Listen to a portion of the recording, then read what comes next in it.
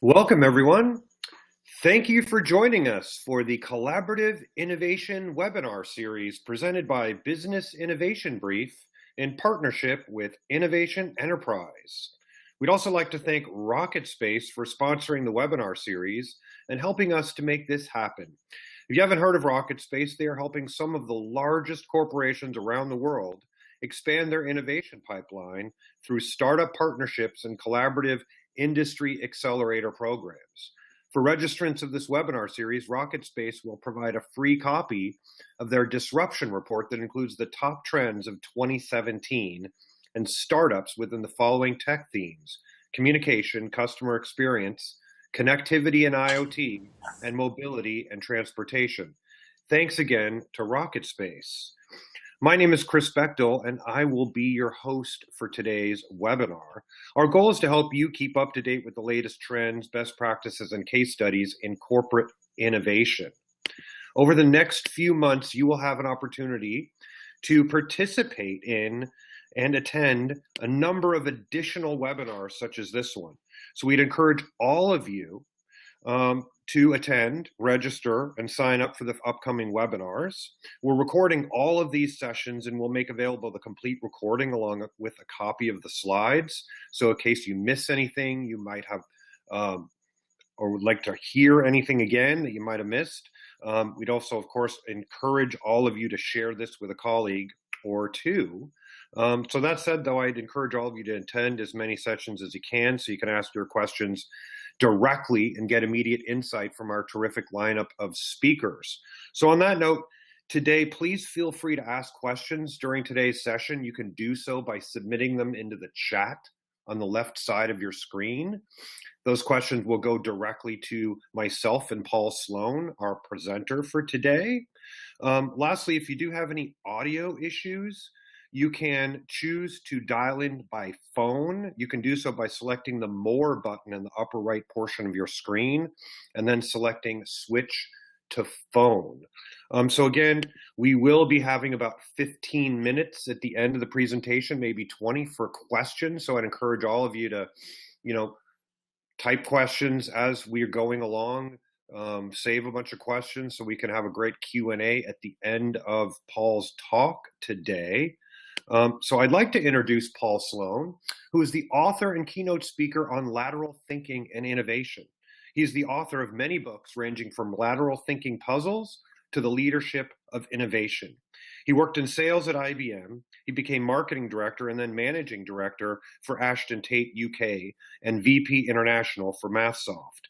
He works with corporate clients in the UK, USA, Middle East, and Germany. His books include The Innovative Leader, The Leader's Guide to Lateral Thinking Skills, A Guide to Open Innovation and Crowdsourcing, and Think Like an Innovator. I'm pleased to have Paul joining us today. Welcome, Paul. Thank you very much, Chris. So, good day, everybody, and welcome to this webinar. I want to talk today about open innovation and crowdsourcing, and look a little bit about what those are and why they become such hot topics in the world of innovation. So corporations large and small are turning to open innovation as the great hope, the salvation for the problem that we all face, which is how can we innovate fast enough to beat the competition, to stay ahead of the market, and to gain competitive advantage. Because the main benefit of innovation these days is not just competitive advantage, it's survival. If you're not innovating, you're standing still, people are going to run around you, you're going to be obsolete pretty quickly. And it's very hard for large companies to innovate quickly, and it's very hard for small companies to get the great innovative ideas to market quickly. And open innovation is seen as the answer to both these problems, because with open innovation, large companies can get lots of new ideas and solutions to market quickly, and small companies can work collaboratively with large companies to exploit their access to market. Open innovation is a phrase coined by Henry Chesbrough, and he explained it like this: that in the past, what happened was we'd have an internal technology base which would feed a funnel and eventually things would come into market. Nowadays we look for our internal technology base, our R&D department, but also external sources of technology and products to go into the funnel. And the things that don't suit us, we can spin off to other people. So if we develop a product and doesn't fit, it's not quite right for us, we can license it out. And this is where the open innovation, the collaborative approach comes in, that many heads are smarter than one. So inbound open innovation, and this typically applies in large corporations, is when you access other people's assets to add value to your products and services, to create new products if necessary, but mainly to enhance what you've got. You've got the skill in terms of finishing products and getting them to market. Somebody else has got a really cool new technology that you'd like to get your hands on. And what you're looking to do is to take that to market in a win-win that's good for both of you. So that's inbound open innovation. Outbound open innovation is when others access your assets to add value to their products and services that they deliver to the market. So if you're a small company with some really cool technology, you'll be looking for outbound open innovation. You'll be looking to collaborate with a big player who can get your product to market quickly. And I know you'll be concerned that they're going to exploit you and screw you over, but this is that's probably not the case anymore. And I'll explain why as we go through. So the basic principles of open innovation are this: your customers don't really care where the solutions come from. Why should you? The important thing is to get the cool new product out there quickly into the hands of the customer before your competitors do. And it's also important to recognize there are far more smart people outside your organization than inside it. You've got some really bright people, but you've only got less than 1% of the really bright people working in your industry, no matter how big you are.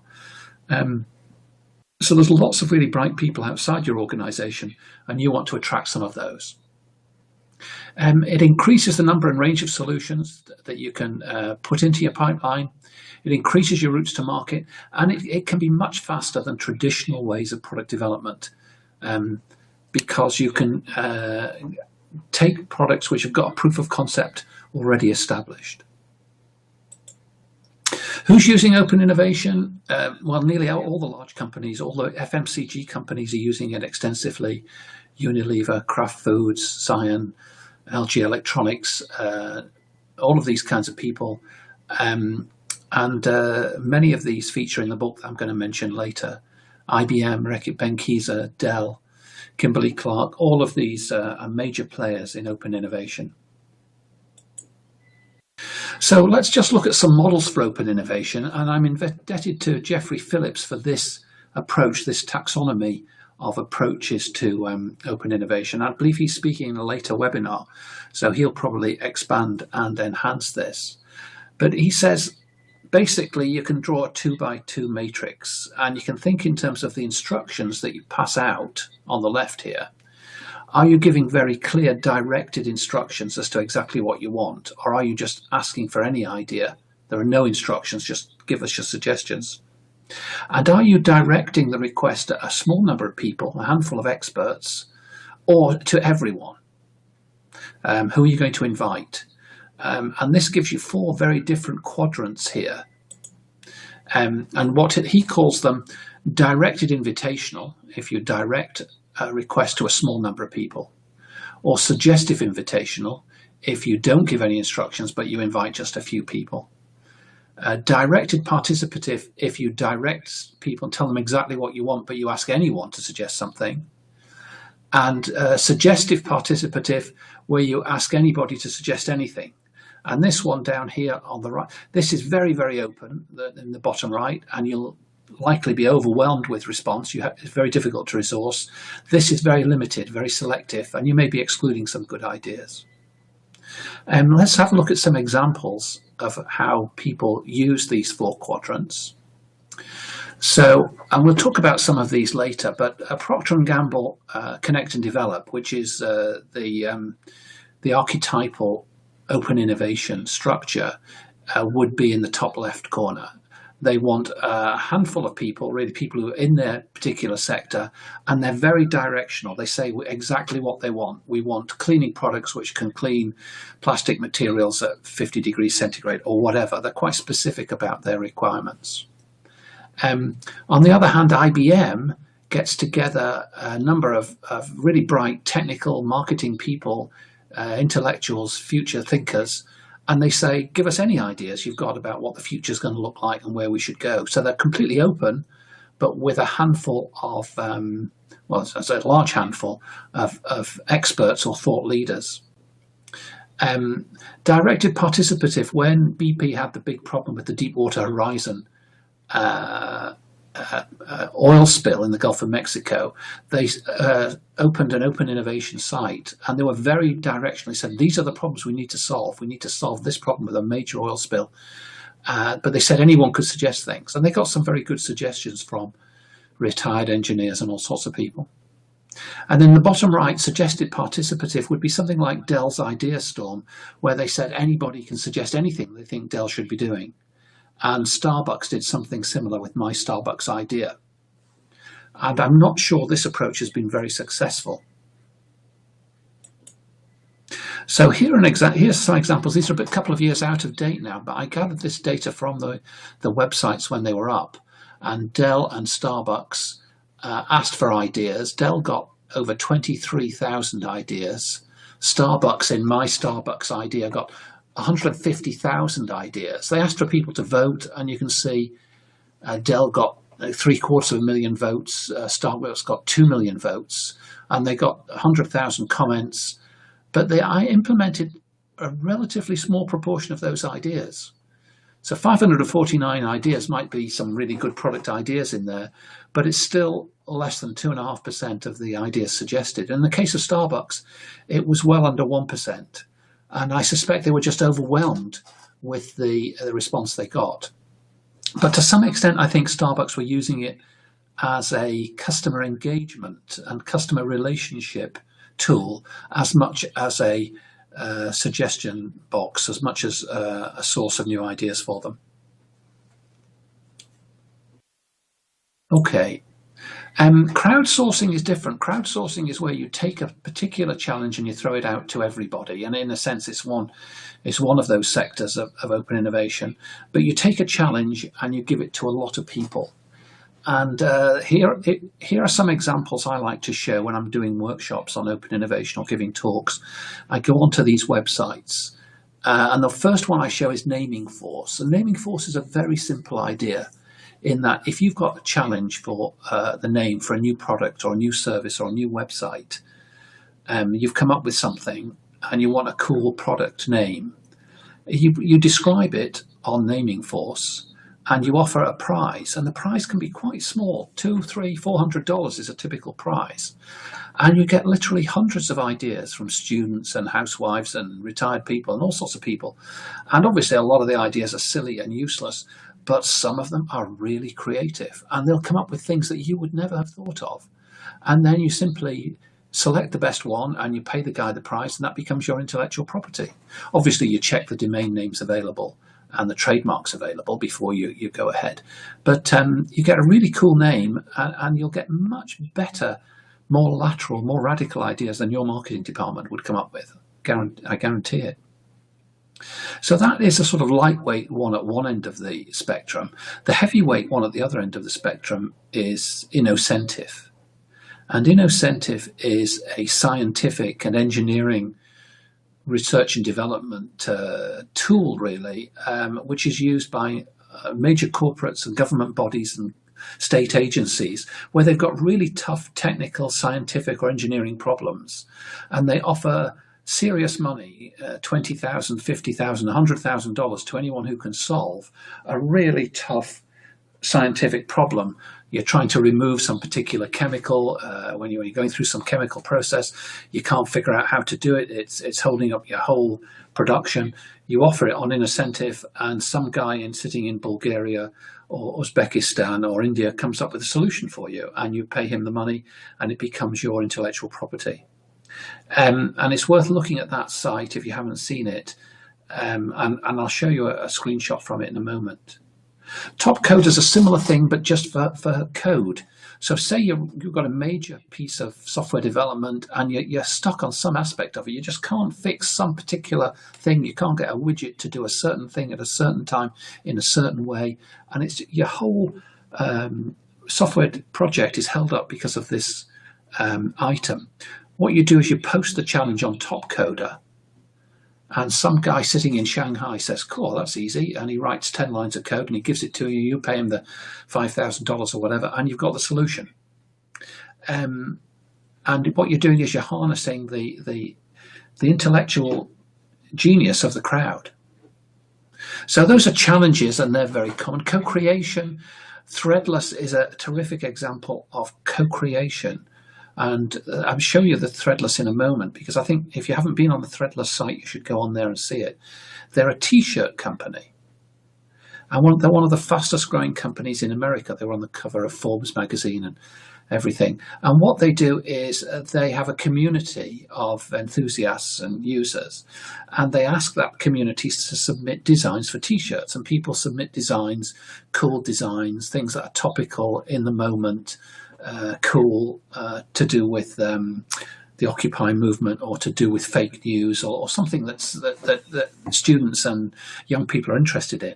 And a lot of these people are graphics artists and other designers, and they come up with cool, original, clever, funny designs. And then what Threadless do is they ask the community to vote on those designs. And everyone can go in and you can simply vote 5, 4, 3, 2, or 1 on a particular t-shirt design, and there's a competition. And then they collect up the votes and they see which are the most popular designs, and they make them. And guess what? They sell really well. They've outsourced the new product creation to the crowd, and they've outsourced the selection to the crowd, and then the crowd buys it. It's a bit like X Factor. Have you ever watched X Factor on TV, or America's Got Talent, or any of those reality pop star shows, where they get the public to do the entertaining, and then they get the public to vote, and the public select the best acts. So you're outsourcing a lot of the work, which previously the TV company would have done itself. Lego Ideas is another one where anyone can suggest a project for Lego. You know who Lego are. They make children's building blocks, or they used to. Now they make quite sophisticated models of space stations or nuclear submarines or whatever else. And if you suggest something and enough other enthusiasts vote for it, Lego will make it. So they're collaborating with their community of users and enthusiasts to come up with new products. And it means every one they build is guaranteed to have an audience, is guaranteed to have a market. In finance, there are many, many examples of crowdfunding, and crowdfunding is where you ask a crowd of people to fund your new business idea. If you're building a better mousetrap, or you want to start a new restaurant or a hairdressing salon, you can ask 1,000 people all to put in $50 each, and you get $50,000, and off you go and you start. And those people, either it can be a loan or it can be equity. But those people become enthusiasts for you. Say you're starting a local restaurant and you get a lot of local people to invest, then they all want to see you succeed. And you just send them a voucher and you say, come along, and you get $10 off your first meal, and they all come along because they're enthusiasts as well. And they're advisors, and they're looking over your shoulder, and they're a source of help as well as funding. So those are some crowdsourcing. Normally I would demonstrate this, but here's a screenshot from Incentive. And this is the challenge center. And you can set a challenge either as a named company like Sanofi here or Viridis, or you can remain anonymous. And on the left here, you can see all the different challenges. You can have business, chemistry, computer science, engineering, design, food, agriculture, and so on. And there are pavilions. AstraZeneca has a pavilion, Cleveland Clinic has DARPA has a pavilion, which is where all of its challenges are. So you can just you can click on any of these and select them. I've got a general list here. This one was posted on March the 20th, 2017, just a couple of days ago. And it's to do with drug discovery. And there are 13 solvers working on it at the moment. Viridis, a learning challenge, new approaches to improve employment outcomes from career and technical education. They're offering $10,000. And there are 148 people working on this. How to eliminate delamination of carton board during printing processes. This is a typical incentive challenge, crowdsource challenge. It was posted on March the 3rd. The deadline is April the 17th. They're offering $20,000. There's 151 people have registered an interest in working on this. So what you're doing is you're engaging a community of clever people to solve your particular problem. So have a look at innocentive.com if you get a chance after you come off this webinar. And the other thing you should look at is threadless.com. And threadless.com, I took this screenshot yesterday. This is one particular t-shirt design. It's a dinosaur playing an electric guitar. And the caption is the last one. I don't know what that refers to. And I can score it.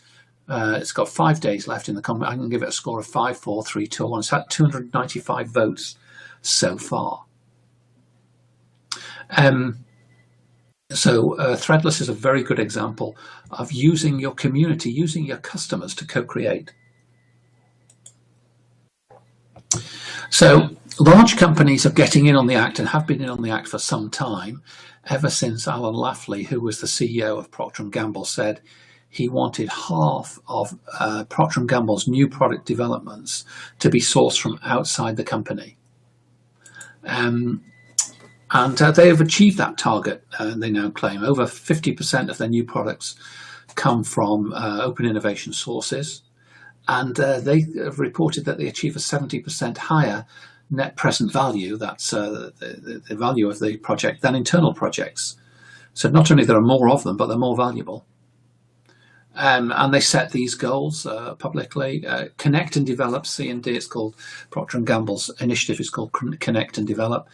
Its aim is to triple its contribution to Procter & Gamble's innovation development by delivering $3 billion towards the company's annual sales growth. And they want to become the partner of choice for innovation collaboration by consistently delivering win-win relationships. And this is important because many small companies who've got a great invention are fearful. They're terrified that if they approach a large company, they'll get screwed over. The company will steal their intellectual property and dump them. But it's not in Procter & Gamble's interest to do that. They don't want to get a reputation for that sort of thing. They want to be the market of choice for inventors, and they're quite happy to make an inventor into a millionaire several times over by taking his product to market. And they can get a new product to market in 150 countries in a matter of months, which no small company could do. And if they pay you a license fee of 8, 9, 10% or whatever, you can make a lot of money. But they're competing with Unilever, and they're competing with Reckitt Benckiser and Johnson & Johnson and Kimberly-Clark, because all those other companies want to attract the very best technical inventions as well. So they're competing with each other, and it's not in their interest to screw you. This is the Procter & Gamble Connect and Develop website, and this is what it says. We're actively seeking innovation and partnership solutions in the business areas described below. And if you go through this, it's quite specific. It doesn't say give us any idea. They don't want crackpot ideas. They want ideas in specific focused areas: oral, personal, family care, cleaning, detergents, foodstuffs, other things. And if you go through that, you'll see what they're looking for. They're always looking for new packaging ideas as well, by the way. Unilever, another big player, European company that competes with Procter & Gamble, and they want 70% of their pipeline to be enabled by open innovation. And they want to be seamless. They want to, so it's seamless between internal development and external development. Shell, big energy player. They've got a thing called Game Changer. I've been to their Game Changer site in Amsterdam, and they're looking for proposals for radical innovation. They're not looking for small things which will, improve the flow of petrol at a gas station. They want the next big idea in energy conservation, energy conversion, sustainable energy. They're looking for those sorts of things, and they're looking for big ideas, so that they're hungry. Here's an example of a successful product that was brought to market in the foodstuff area by Tate & Lyle. Tate & Lyle's a big company known for ingredients and additives for food manufacturers. And their challenge was to reduce the salt content in food, which a lot of food manufacturers want to do. And then a group at Nottingham University came up with a product which they called Sodalo. And Sodalo is a salt crystal, but it's a hollow crystal.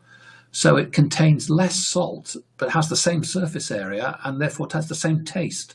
So for the same taste, you get less salt. They patented it in 2009. They licensed it to Tate & Lyle in 2011. It was launched in 2012. We're shaking up the way you think about reduced salt was their message. So you can see how it works. And very often universities and technical business parks are the places where a lot of these ideas start from. So I've got some tips for success with open innovation, particularly for large companies that are going into open innovation, that are trying to be more collaborative. And there's 10 top tips. So here are the first 4. The first one is define what you want to achieve. Don't go in saying we're open for business now, give us any ideas. Define specifically the goals, the number of products you want to test, the number of products you want to bring to market, the amount of revenue you're looking for, the sectors that you're looking to be in, your broad objectives, and set goals for those, measurable goals, so you know to what extent you're on track. The next thing to do is to measure your level of openness, and you can run an open audit today to check to what level you are open and receptive to ideas. And if you do that, you might be surprised at how hostile to external ideas a lot of people and departments in your company are. They're very busy, they're getting on with their own projects, they don't want to be distracted by people from outside coming in with all sorts of crazy notions. And they can easily put people off. And the acid test is if somebody had a great idea for your company today and wanted to make that suggestion, would they know where to contact? How would they be listened to? Would they be given a warm reception, or would they be given the brush off? The next thing is to start with a specific challenge and to define that challenge quite clearly, the way Procter & Gamble or Unilever or Reckitt Benckiser do. Say, we're looking for ideas in this specific area. To solve this kind of problem for this kind of customer in this kind of context. And the more specific you are, the more likely you are to get a good response. You have to choose your method. Going back to those 4 methods I showed earlier, do you want to crowdsource? Do you want to ask a lot of people? Do you want a small number of people? Do you want a lot of different ideas? Do you want some specific ideas for some specific challenges? I would recommend you start with very specific challenges and you open it up to a reasonably broad group to get more ideas. Then you need to design your portal, and the good news here is there are lots of people to copy. You can see what the other people are doing, you can see how they approach it, and therefore you can design a portal which is open and attractive. But then once it's up there, you have to resource it. There's no point in having a lovely portal if people don't get a response when they put in their suggestions. So you have to have enough dedicated evaluators to evaluate ideas and respond quickly. And you need to change your attitude from win-lose, which is the way most of us approach negotiation. And you know, Donald Trump thinks that the best way to negotiate is to negotiate hard, get the best deal for yourself and screw the other guy. But that's not the way to succeed in open innovation. You've got to think win-win. We want to win, and we want to make the other guy really wealthy and successful. So all his energies are devoted to us. We don't want him to go anywhere else. We want to be him to be so successful that he's a winner. And this is quite hard for a lot of companies to change their thinking. You've got to put the right people on the case. You can't just give it to some junior executives and say, run this project. You've got to have some heavyweight running it who can overcome all of the political barriers and objections which your internal departments will erect. As this new initiative looks good, they're saying, why are they giving all these resources outside the company when we haven't got enough resources inside? And the antibodies in the company will sometimes push back and reject outsiders. So what you need is some heavyweight who can bypass some of the approvals and get things moving. You need a good legal agreement, and because your legal department is used to doing things to protect you and to minimize risk and to put all the risk on the other party in agreements. Well, you can't have that here. It's a shared enterprise with shared risk and shared reward. And once again, I would recommend you go and, if you can get your hands on a Procter & Gamble contract or a Unilever contract or a Kraft Foods contract, get one of theirs and see how they do it, and come up with something which is fair to both parties. And then finally, I'd say you have to maintain high-level involvement. If the CEO kicks it off, then the CEO should come back to it every quarter and just monitor what's happening. Why is it succeeding or why is it not succeeding? And maintain that high-level involvement. So the questions for you are really these. How open are you in your organization? How many ideas from outside the organization did you implement last year? Could someone with a great idea for your company easily reach the right person? How would they be handled? Would they be given the brush off? And you might be surprised if you try a little experiment to see what happens. And are you actively looking outside for ideas? These are the sorts of things we discuss in my workshops when I run workshops on open innovation. And we look at what's impeding open innovation and how we can change the culture and the processes to encourage more ideas. So that's most of what I wanted to cover with you. This is a book which I edited. I got a lot of experts. I crowdsourced the book, believe it or not. And I got a lot of experts, both practitioners from companies like Unilever and Kraft Foods and others, and also experts and consultants to submit chapters. And it contains a lot of best practice for open innovation and crowdsourcing. It's published by Kogan Page, and it's available from Amazon, A Guide to Open Innovation and Crowdsourcing. This is me. This is my email address if you want to email me. And this is my website if you want to see my website. And this is my Twitter handle if you want to tweet anything about me or any comments on anything you've heard. So that concludes my presentation, and I'm open for questions and comments if you disagree with anything I've said, or I'm also interested to hear any good examples, more current examples of people who you think are doing it really well. Who do you think is doing open innovation really well or crowdsourcing really well? So I mentioned quite a few companies there, but you may say, well, yeah, but what about so-and-so? They're really cool. They've got a brand new approach which involves gamification and a whole bunch of other cool things. So I'm always interested to know of those. So put in a comment, please. Terrific, Paul. Thanks so much for that fantastic presentation, and thanks everyone again for attending today. Just a quick reminder, want to encourage all of you to connect with Paul. As he said here, he's got his email. Visit his website at www.destination-innovation.com. We will get to the Q&A shortly. Again, a couple of quick reminders. We're recording this webinar, so if you missed anything or would like to share any of Paul's presentation with a colleague, you will be able to do so. We'll shoot you an email along with a copy of the presentation and a link to the recording. But definitely, please do submit your questions. We got a bunch of them already, so that's great. Keep submitting some questions to us. So let's dive into it, Paul. So yeah. a couple of quick questions. How does all of this work, in the context of smaller companies? Well, smaller companies can operate both outbound and inbound open innovation. So if they've got a really cool technology that they want to take to market, they can approach one of the big players who are in their sector, in their market. And GE, so if you're in electrical products, you might go to GE or LG or Samsung or one of those players. If you're in fast-moving consumer goods, you might go to a Procter & Gamble or a Unilever and so on.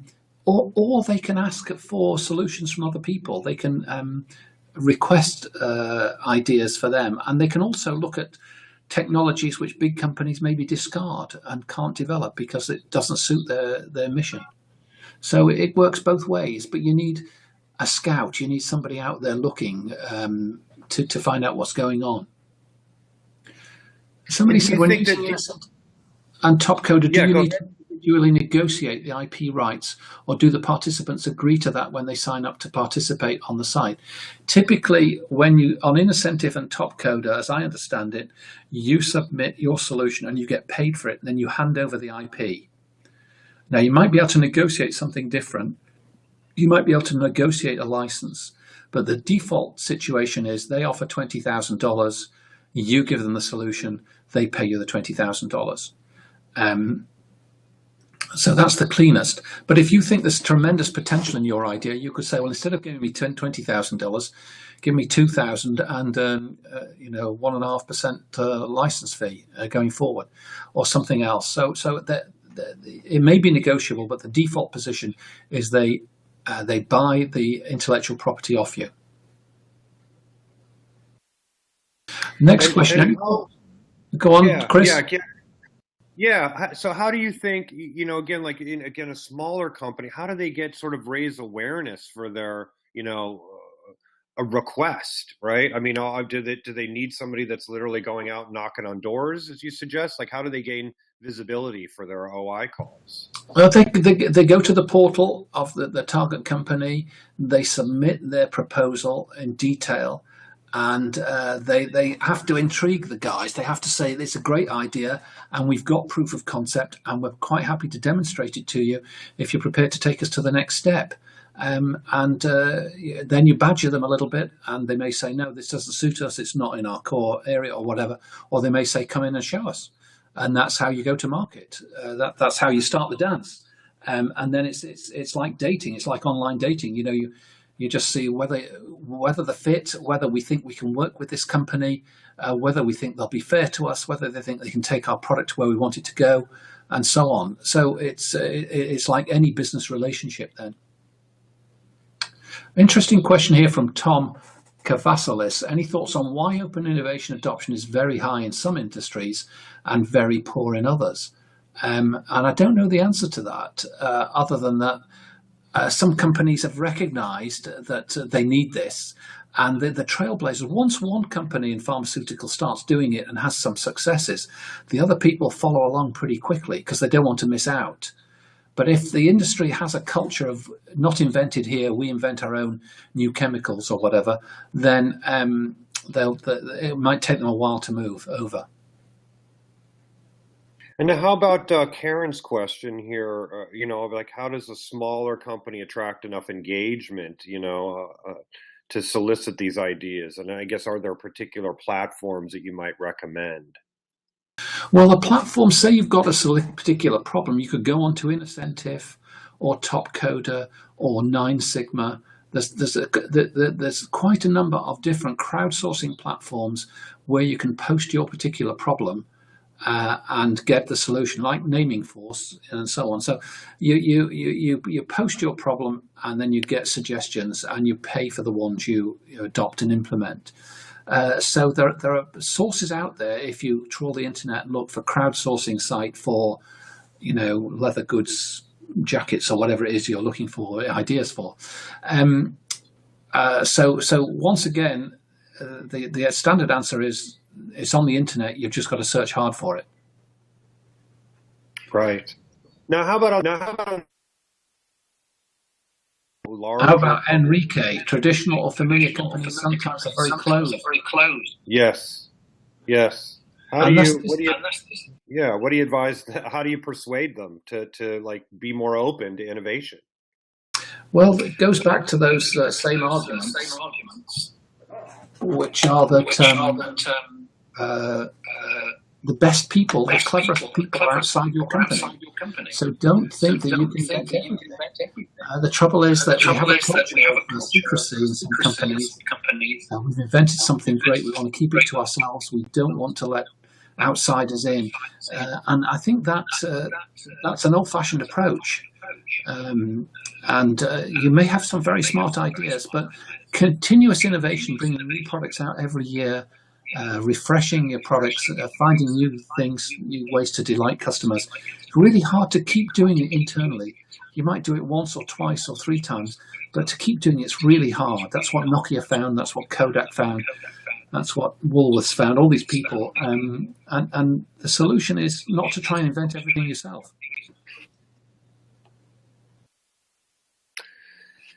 And it seems like, of course, big companies, everyone is certainly,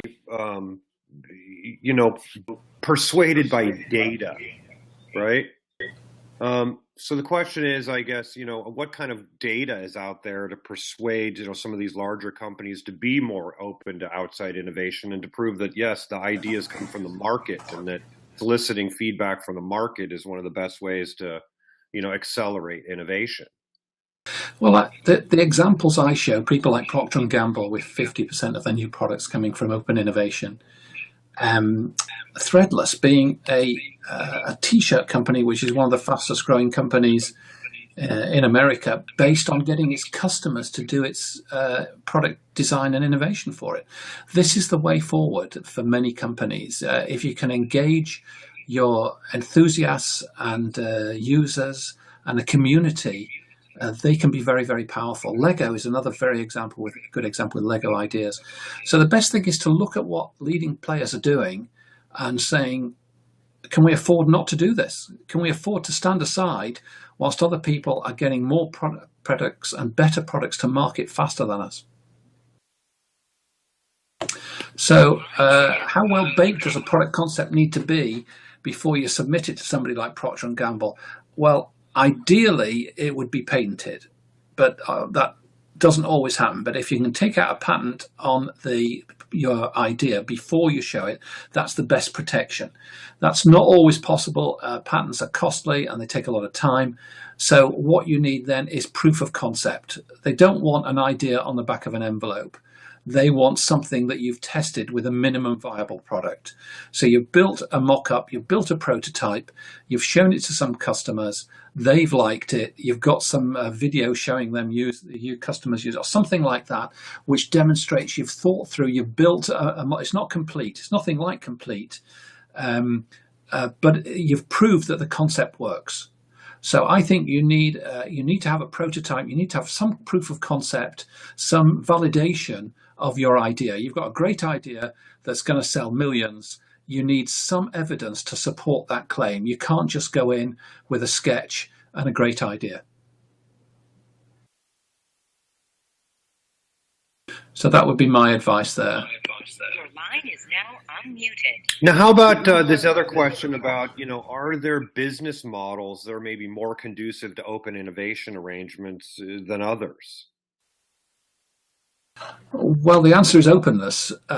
You need an open culture to succeed with open innovation. And you'd be surprised how closed many organizations' cultures are.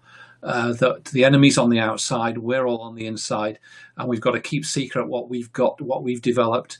That is the old-fashioned culture. And to change that to an open culture where you are receptive to ideas, you're happy to share ideas, you're happy to give away the ideas you can't use or license them or sell them. You're in a market of ideas. It's a war for talent, and it's a war for ideas. It's a market, and you're out there trading, and you're looking to strike a deal which is beneficial for both parties. And that approach is the key thing. I don't think there's a particular structure, whether it's led by research and development or led by marketing or whatever, which is necessarily bad. It's the change of philosophy, the change of culture, which is more important than the structure. Your line is now unmuted. Now, there's another question here, and this makes sense from Tony, sort of the idea of, other OI accepts much earlier innovation ideas. How does that work? Do you have any insights around that? I don't understand the question. Yeah, I'm wondering are there other sort of concepts that, and in some cases, maybe earlier in the stage, the idea stage, I guess, is compared to product stage, are there certain circumstances where that might be a better fit as opposed to, at the product stage where it's more of a fully baked product? Thoughts around idea stage submissions? Yes, so if you look at Dell's Idea Storm or Starbucks, my Starbucks idea. They both wanted ideas rather than finished proof of concept. And they were swamped with ideas, and only a very, very small percentage ever got implemented. So that's another approach. And some companies encourage ideas, suggestions from anybody, and anybody can come up and say, wouldn't it be nice if we had a special winter warmer cup of coffee with extra cinnamon in it or whatever. And sometimes they accept those and sometimes they don't. So there is that approach as well, and that's perfectly valid. But for most of the big companies looking for technology, they want something more than just an idea. Your line is now unmuted. Are there any other questions that you commonly get asked, Paul, in your talks that, sort of we haven't covered today? Other, sort of critical questions that you think are important to call out before we, adjourn our presentation for today? Well, the other question is, if open innovation is so important, why aren't more people doing it? Or why didn't Apple do it? Because Apple is the exception to the rule. Apple is the big company which does not encourage openness and kept itself very closed. And it's an interesting question, and there's always an exception to the rule. They did create their own ecosystem with the App Store and iTunes. And in fact, all of the apps that go onto their Apple iPhone, which is a closed system, not an open system, they control to some extent and they get revenue from. So they did create an ecosystem which in a sense was open and encouraged development and sharing. They didn't try to invent every app themselves. So that they were open in that regard. But those are the sorts of questions we sometimes get. And of course, open innovation isn't the only way forward, but I would recommend it as being one of the best and one of the most successful, and one that every company should investigate.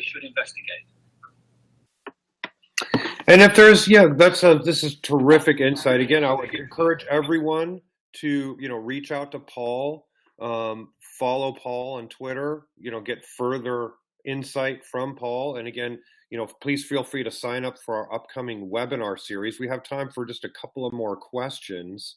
Paul, where in the organization does open innovation generally start? Sort of in, which departments, or, where do you find that the real drivers for open innovation are within an organization typically? Typically, the drive for open innovation will come from the CEO, and the CEO will be dissatisfied with the level of innovation which is coming out of the research and development and marketing departments. He's saying, you guys have got a big budget. You've come up with all these projects which haven't flown. We haven't achieved our revenue goals. We haven't achieved our growth goals. We're not increasing market share. We're not penetrating these new markets. I'm frustrated. I want some external source of ideas. And typically the CEO mandates the change, and the CEO then changes the structure and encourages it. And often there'll be resistance from the internal R&D department or internal production department, the internal legal department, maybe even the marketing department, because they think they know their market best, and that these outsiders are, a bunch of time wasters. So there's that battle to be fought, but typically it starts at the very top, and then once people lower down, start to see the results, and once there are one or two wins, once you've got one or two new products out there which came from open innovation, then everyone starts to get it, and then you can change the whole culture and processes to drive it forward. And now, what if, again, we're in an organization, of course, when we're not the CEO, and we see that our organization really, truly needs, a more open innovation strategy. Are there, obviously there's a lot of materials. Is there, any particular materials that you might point us to that might help us in making the case internally, to promote and explore, a more aggressive or more, mandated open innovation type of program? Well, you could always start by getting a copy of my book, A Guide to Open Innovation and Crowdsourcing, leaving it around in the cafeteria for other people to read. But seriously, find a good case study. Find some examples from elsewhere in the industry where people have brought external products to market and made a success of open innovation, and say, look, if they're doing it, perhaps we should be doing it. Right. And now, do you find that at times, innovation, is a big driver within it, but there may not be funding, and that the companies may, in some cases, be limited by the amount of funding for new initiatives, and therefore that's one of the reasons why they're looking outside? Is that what you're observing as well? Well, you still need funding. You still have to spend money developing those products. Typically, I find the barrier to innovation generally is not funding so much as time.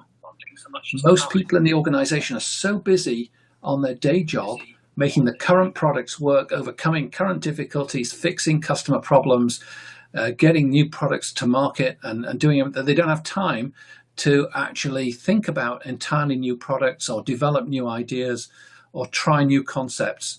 And to be successful, you have to give people not just the funds to experiment, but the time to experiment and the time to try some crazy new things. And time meaning really they need to move quickly in order to capitalize on ideas, and it's a little bit difficult to move quickly, which is one of the benefits, I'm guessing, to really look outside the organization, maybe to collaborating with startups and others that have the ability to move quickly, and therefore the time is accelerated. Is that? Yeah, that's it.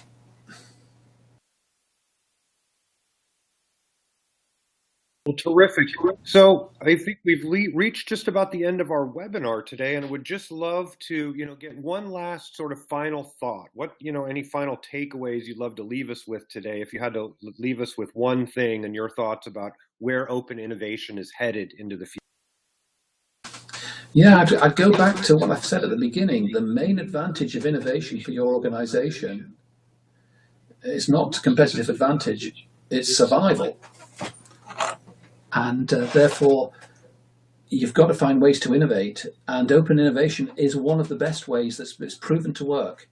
It will get you more products, faster to market, and you're harnessing a much greater pool of talent than you've got internally.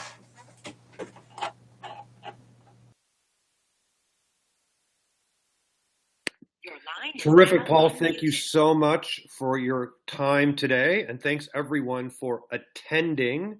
Again, don't miss the next session coming up on April 20th. That's Thursday, April 20th, with Jeffrey Phillips. We'll be talking about a strategic approach to open innovation. Again, I would like to thank Paul, our terrific attendees, for all of your questions. Thanks again for showing up and engaging with us. Please do look out for an email in which we'll send you the recording and the slides. And of course, don't forget to get Paul's book and leave it around the cafeteria so that your organization get even more open in its innovation practices. Thanks again, everyone. Thanks, Paul. Have a great day.